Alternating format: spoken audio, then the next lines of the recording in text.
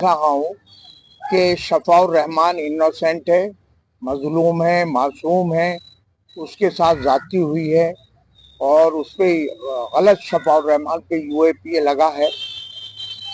हमें उससे भी और उसकी फैमिली से भी पूरी हमदर्दी है। हम शफाउर रहमान के खिलाफ एक लफ्ज भी नहीं बोलना चाहते, लेकिन जिस तरह से शफाउर रहमान का इस्तेमाल किया जा रहा है वो चौंकाने वाली बातें हैं जो मैं आपको बताने जा रहा हूं। मैं ये नहीं कह रहा कि शफाउर रहमान की नॉलेज में वो बातें हैं या उनकी फैमिली के नॉलेज में वो बातें हैं। यहां से मैं शुरू करता हूं छोटी सी बात कि मनीष के यहाँ आप ट्राई कर लीजिएगा, आप यहां से 2 या 3 मुसलमानों को भेजिएगा और मनीष चौधरी से ये कहें कि हम तुम्हारा ऑफिस खोलना चाहते हैं, तो वो ये कहेगा, मनीष चौधरी जो बीजेपी का कैंडिडेट है, नहीं मेरा मत खोलो, आप इंतजाम करो एमआईएम के ओवैसी के ऑफिस खोलने का।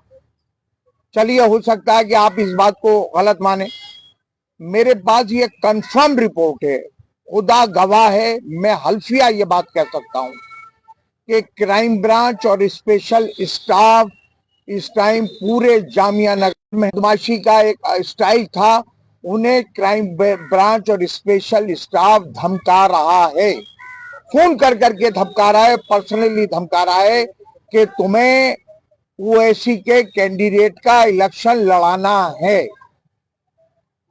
पूरा एडमिनिस्ट्रेशन आज ओवैसी के साथ खड़ा हुआ है जामिया नगर में।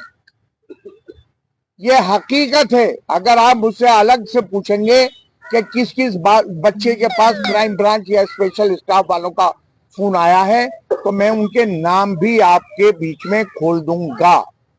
कल से मेरे पास कई फैमिलीज आई हैं कि साहब हमारे बच्चे को कहीं लपेट तो जाने जाए।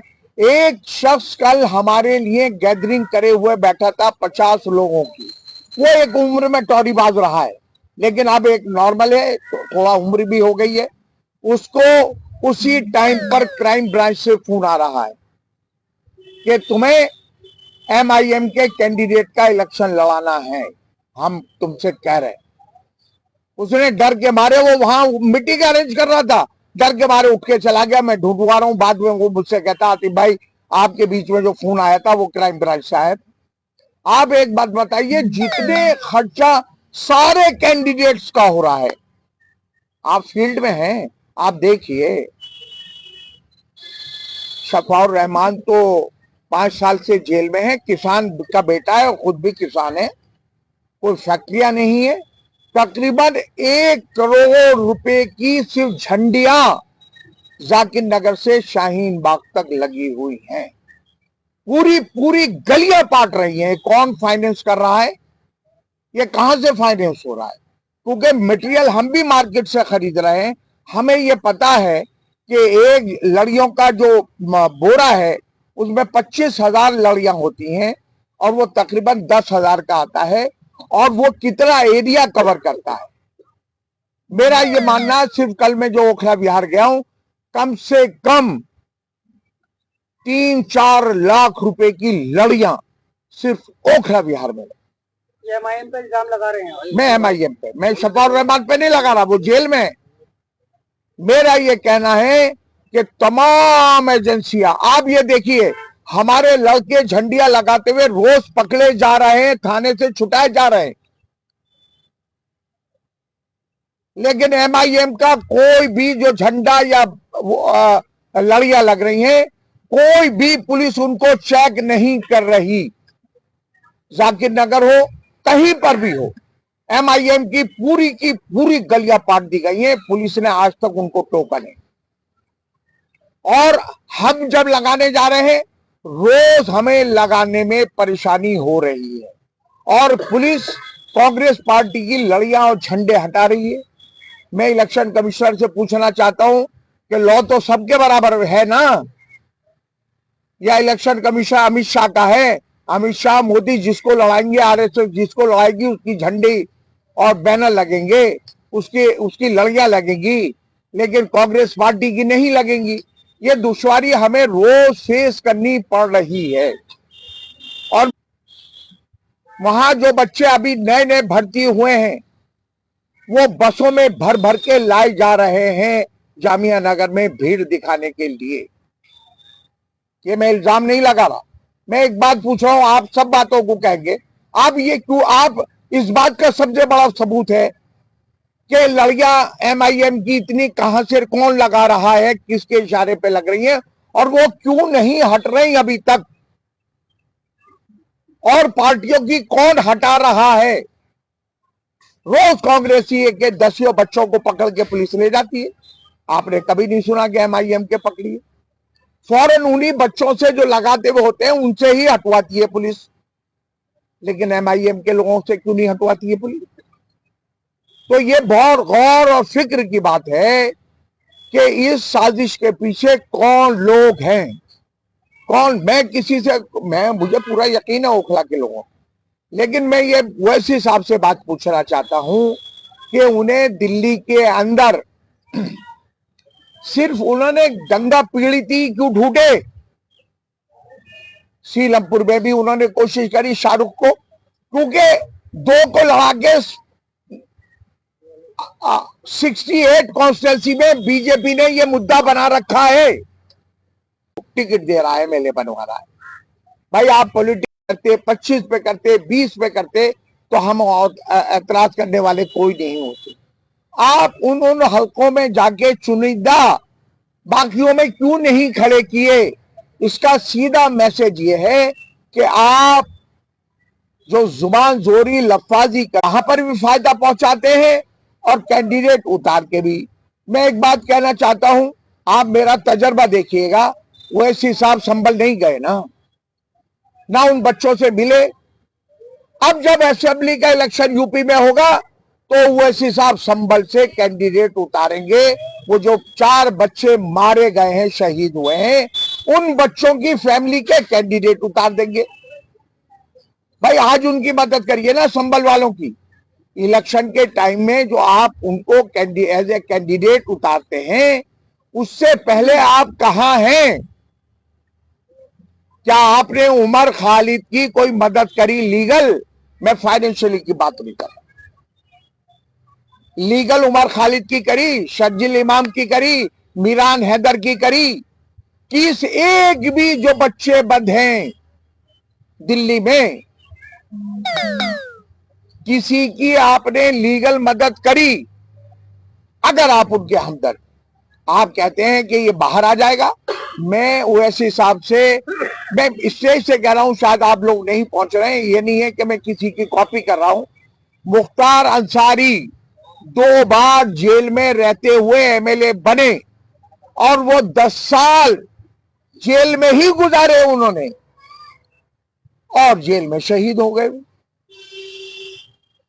एमएलए बनना, एमपी बनना या काउंसलर बनना इस बात की गारंटी नहीं है कि आप जेल से बाहर आ जाएंगे या आप बरी हो जाएंगे। जब प्री ड्यूटी से अंडर ट्रायल है तो ये बात कोर्ट ही तय करेगी, ये बात कोर्ट ही तय करेगी कि ये बरी होंगे या सजा होगी।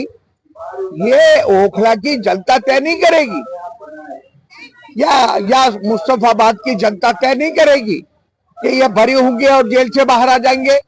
मेरा ये कहना है कि कानूनी एक तरीका है, किसी भी जेल में जो लोग होते हैं उनको बाहर लाने का ये एक कानूनी प्रोसेस होता है ना, और उसको फॉलो करेंगे जब ही ये लोग बाहर आएंगे। तो वैसी साहब की ये जिम्मेदारी थी कि वो उनको लीगल एड देते। मैंने ये आप छानिए, तलाश करिए और ये देखिए, और हर दूसरे तीसरे आदमी की जो मॉम में चल रहा है उसका आधार कार्ड या आईडी चेक करिए। मैं दावे के साथ कह रहा हूं कि अगर जो ओवैसी की रैली में चल रहे हैं उसमें आधे लोग पुलिस के लोग हैं जो अंडर ट्रेनिंग है, कॉलेज में अभी ट्रेनिंग ले रहे हैं, वो बस से अमित शाह यहां तक पहुंचा रहा है। आप, मेरा चैलेंज है आपको कि आप उनकी आईडी चेक करिए, उनके आधार कार्ड चेक करिए जो ओवैसी की रैली में चल रहे हैं। अगर 100 में से अगर आप 50 भी आईडी ओखला की हो तो मैं इस बात की आपको गारंटी देता हूं कि मैं अरीबा का कैंडिडेचर वापस ले लूंगा। बाहर के लोगों से आकर आप यहां जिस तरह का एक माहौल बनाना चाहते हैं, मैं अभी भी कह रहा हूं, मैं बीजेपी से डरने वाला नहीं हूं और ना कैंडिडेट जीतेगा और ना यहां का मुसलमान इतना बेवकूफ है कि वो डिवाइड हो जाएगा, किसी कीमत पर भी नहीं होगा। अमित शाह की, नरेंद्र मोदी की, आरएसएस की और ओवैसी की जो साजिश है वो 100% नहीं, मैं दावे के साथ कह सकता हूं कि 1000% वो साजिश फेल होनी है। और मैं डरा नहीं रहा यहाँ के लोगों को, आप हौसले से काम लीजिए, आप एक तरफा डिसीजन लीजिए, कोई ताकत नहीं है जो बीजेपी के कैंडिडेट को जिताएगा। ये मेरे बड़े गंभीर आरोप हैं और इनके मैं जब भी किसी पे कोई बात करता हूं जब मेरे पास कुछ सबूत होते हैं। मैं ये नहीं कह रहा कि मेरे पास 100% सबूत है इस बात के, लेकिन हाँ मेरे पास ये सबूत हैं कि पूरा एडमिनिस्ट्रेशन, एक बात बताइए, कल जॉइंट कमिश्नर जामिया नगर हल्के में क्या कर रहा था भाई? किस लिए ये परेडें निकाली जा रही है? तुम कहां कहां निकाल रहे हो भाई? यहाँ के मुसलमानों को टेरराइज करना, यहाँ के मुसलमानों का वोट डिवीजन करना उनका अवलीन मकसद। मैं एक बात ओवैसी साहब से पूछना चाहता हूं, या तो आप कहो ओवैसी साहब कि मैं फंडिंग कर रहा हूं, कहो कि मैंने शफाउर रहमान को पैसे दिए हैं, ये जितना भी पैसा लग रहा है। मैं ओवैसी साहब को चैलेंज कर रहा हूं, मैं एक्सेप्ट कर लूंगा, मैं ये इल्जाम नहीं लगाऊंगा। ओवैसी साहब मंच पे खड़े होके कहें कि मैंने 40-50 लाख या 1 करोड़ या 2 करोड़ मैंने अपने अकाउंट से दिया है शफाउर रहमान को। अगर उन्होंने नहीं दिया है तो ये पैसा भरपूर, मैं कह रहा हूं कि सारे कैंडिडेट मिलाकर जितना पैसा खर्च कर रहे हैं इतना अकेले ओवैसी साहब की पार्टी जामिया नगर पे सिर्फ फोकस कर रही है। भाई आप वहां क्यों नहीं जा रहे वोट मांगने? जे क्लस्टर मदनपुर खादर क्यों नहीं जा रहे? आली गांव क्यों नहीं जा रहे? आली बिहार क्यों नहीं जा रहे? आली एक्सटेंशन क्यों नहीं जा रहे? आप मदनपुर खादर गांव क्यों नहीं जा रहे? आप जसोला गांव क्यों नहीं जा रहे? आप सिर्फ एक पर्टिकुलर एरिया का डिवीजन करना चाहते हो ओवैसी साहब। आप थोड़ा सा, हाँ, जे क्लस्टर में 40,000 वोट है, दिल्ली के बहुत कम क्लस्टर हैं, मदनपुर खादर जे क्लस्टर में 40,000 वोट हैं। ओवैसी साहब वहां डोर टू डोर कैंपेन क्यों नहीं चला रहे? वहां रैली क्यों नहीं कर रहे? दिल्ली का सबसे बड़ा गांव है मदनपुर खादर, 20,000 गांव के वोट हैं, 20 से 22,000। उस गांव में कितनी बार हमारे ओवैसी साहब गए, पैदल मार्च कर रहे हैं, पूरा डेरा डाल रखा, किसके इशारे पे डाल रखा? तो ये मेरे जमात का जवाब ओवैसी साहब को देना पड़ेगा और नहीं तो 2-4 दिन में सारा कच्चा चिट्ठा हमारे पास मौजूद है, हम सड़कों पर उसको पब्लिक में बताएंगे।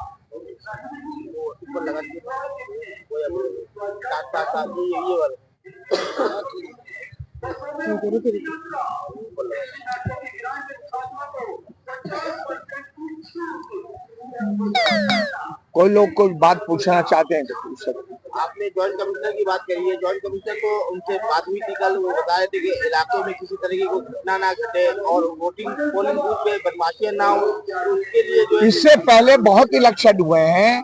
मैं जॉइंट कमिश्नर से ये पूछना चाहता हूँ कि इससे पहले भी तो बहुत जिस तरह का यहाँ माहौल बनाया जा रहा है एडमिनिस्ट्रेशन के जरिए, ये पहले क्यों नहीं हुआ कभी? आज ये बातें क्यों इतना टेरर? और आप देखिएगा 5 तारीख को ये हर पूरा एडमिनिस्ट्रेशन इस बात पे लग जाएगा कि यहाँ जामिया नगर के मुसलमानों की वोटिंग कम से कम करवाई जाए।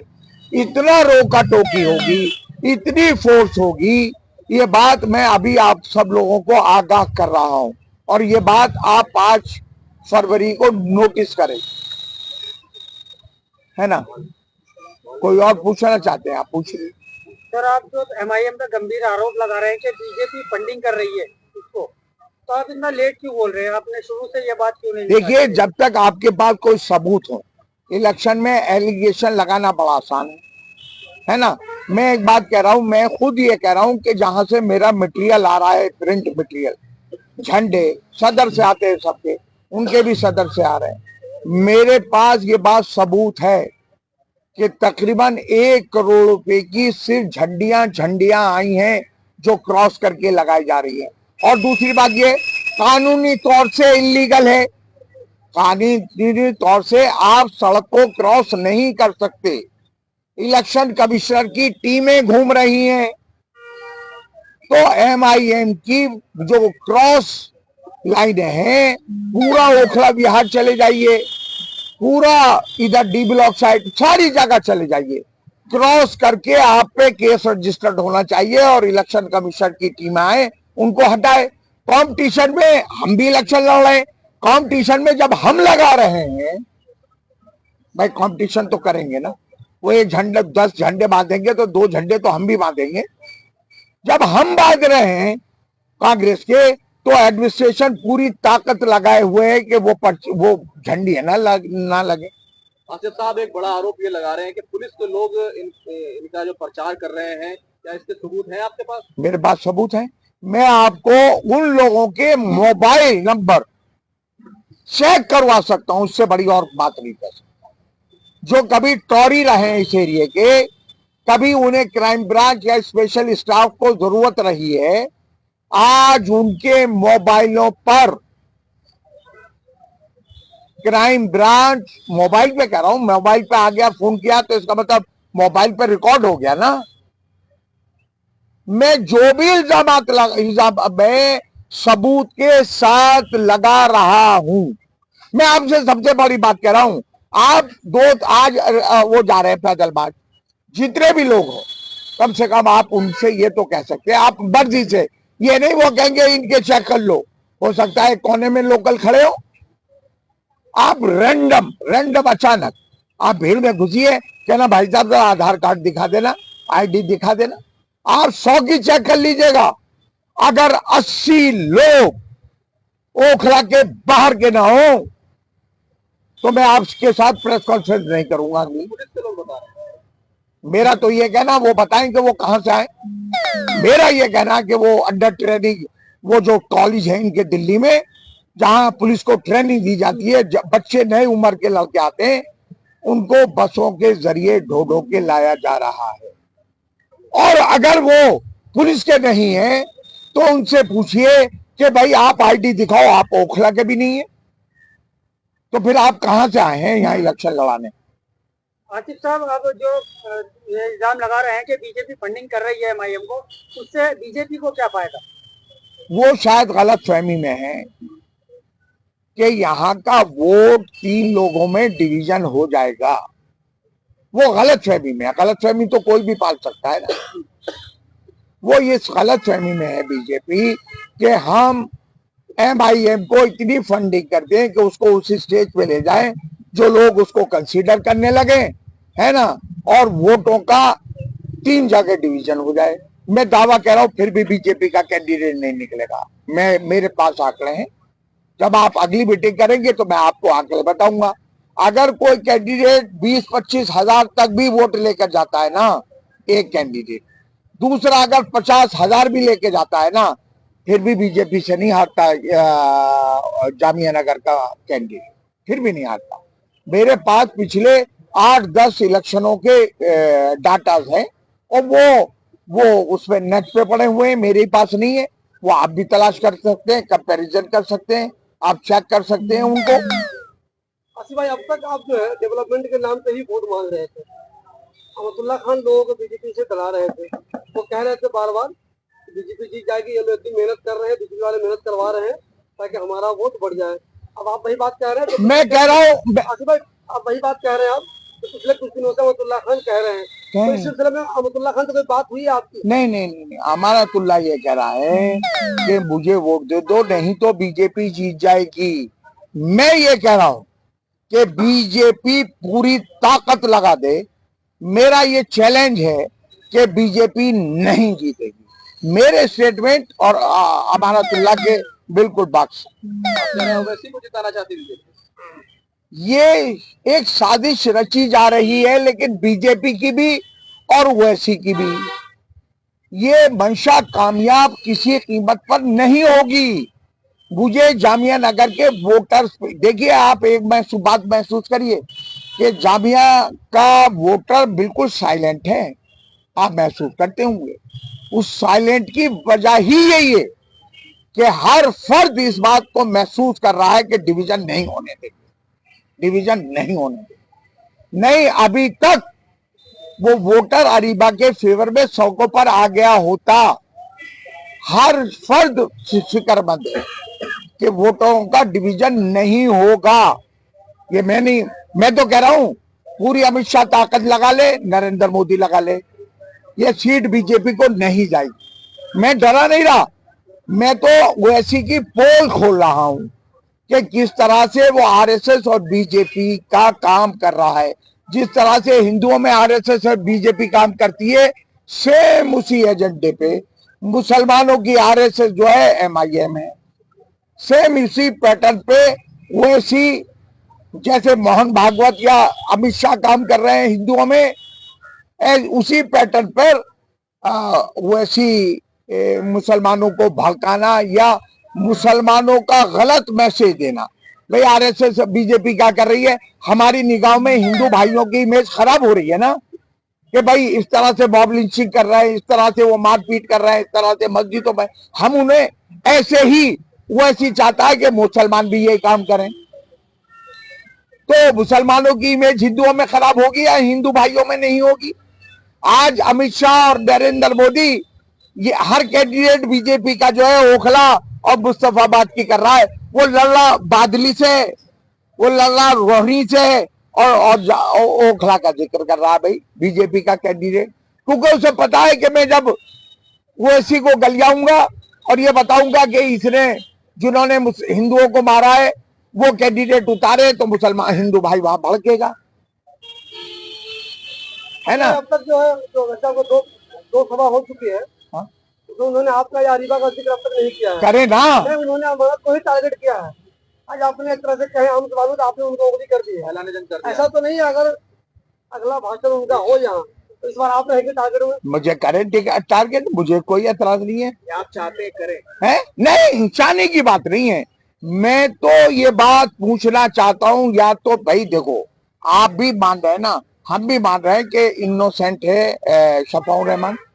और वो जो आदमी 5 ताहिर का एक स्टेटमेंट आया है कि मैंने 25 साल जो पैसे कमाए थे दिल्ली में आके यूपी से, वो मैंने 5 साल में सड़क पे आ गया। मैं 5 साल में वो सारे पैसे, ये आते ही उन्होंने पहला स्टेटमेंट दिया।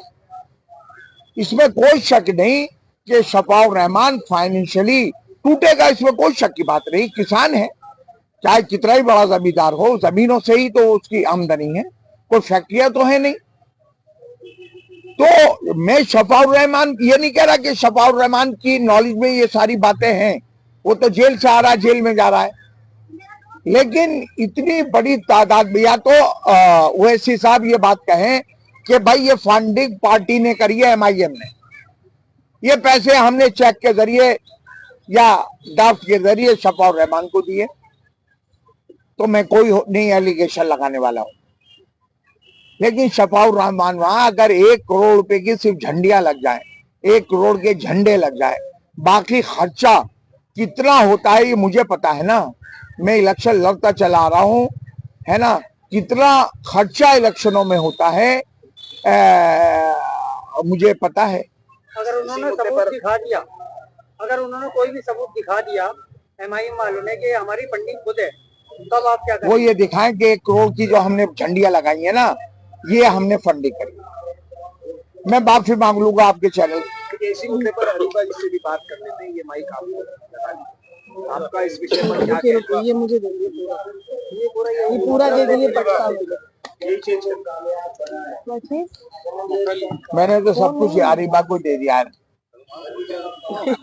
पूरी अभी सब लाइव, ये माइक भी दे दीजिए, ये भी ले लिए और बताइए।